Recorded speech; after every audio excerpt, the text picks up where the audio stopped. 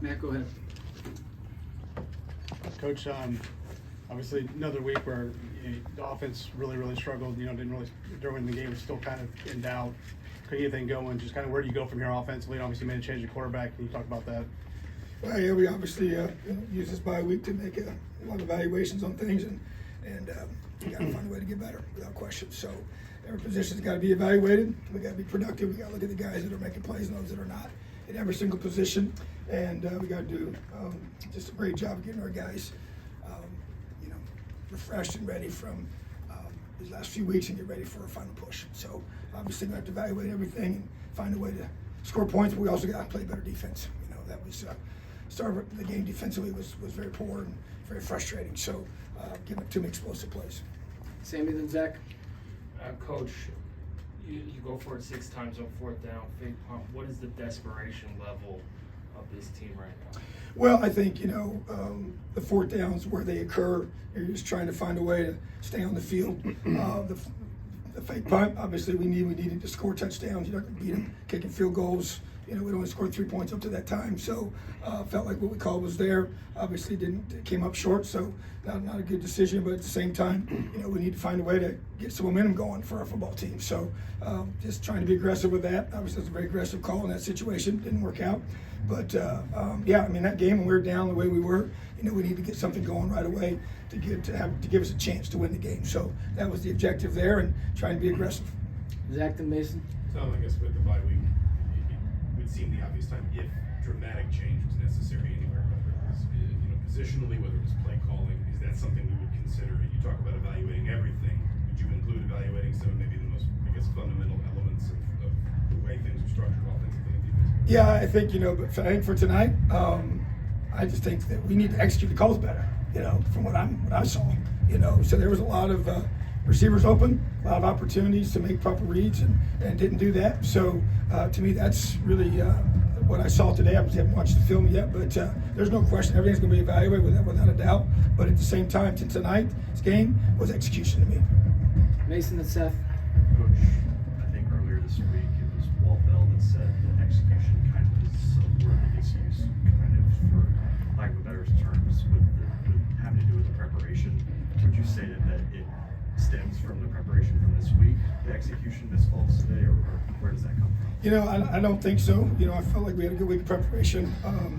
Wouldn't have said the same thing a week ago after that game. But this week I felt our guys prepared well. We just, we missed some open receivers and we didn't make some good reads. So those are critical things. You have to have in critical situations, critical downs at times.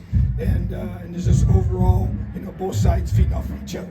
Obviously when the defense comes out and gives up big chunk plays, several in a row, it just creates a very negative environment for both sides of the ball. So you obviously both sides got to step up, and we got to get a whole lot better. Because I do believe we have a chance to be better. I do believe that for sure. But we got to do it. It doesn't matter what I say or think. We got to use this time to really improve. And whether that's making changes at certain positions, whatever it takes to be able to get our guys in position to execute those plays and do the things we need to do to win football games in this conference. Because obviously Maryland's a good football team. I give them credit. They got an excellent quarterback and a lot of talent, and so hats off to them. And I believe we definitely played one of the top teams in the Big Ten without question. But at the same time, we didn't play good enough. Seth and Zion. Coach, this is the 3rd straight week. Your defense has given up 400 yards of offense, and you mentioned the big chunk plays that you guys gave up. Are you seeing kind of any similar trends or the same kind of things in terms of the breakdowns that are happening there? There are 2 of the first ones. I thought were more fundamental of just playing, vertical routes with our eyes, and 2 different players that made those mistakes. So obviously the film's going to really tell me more of that in terms of the trend piece of it all, but they definitely put you in a lot of conflicts vertically and with the way that they structure things. But at the same time, was disappointed in the way we played those. Didn't expect that to happen. I really expected it to be a 4-quarter battle in my mind going in, but at the same time, it did not unfold that way. So I just got to look at that without question. Going to do a really hard evaluation of our defense to be able to help us not give up those explosive. To me, that's just as long as we don't give up those explosive plays, then it gives you a fighting chance. Zion, and then we'll wrap with Daniel.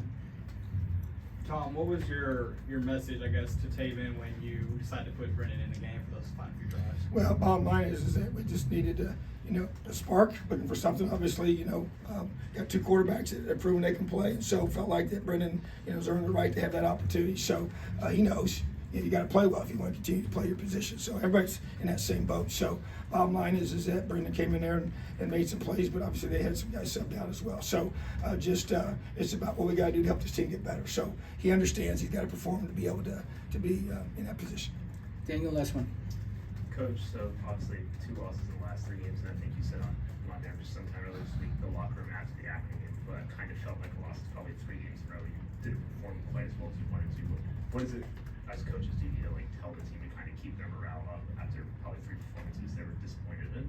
Yeah, I think that you rely on the leadership of your guys, the character of your guys in that room, and be able to grab certain guys individually before we went into the locker room and then said what I said. But it's about understanding the big picture of where we're at, where we want to be, and the time that we have. A lot of football ahead of us, and so that's a reality. That's true, and we got a week here to be able to get better, and that's going to be the focus. And so the whole objective will be to improve ourselves fundamentally, get better schematically, and make sure we got the right guys in the right spots. And so bottom line is that we got a lot of character in that room, and I expect the guys to continue to battle and fight and just keep getting better.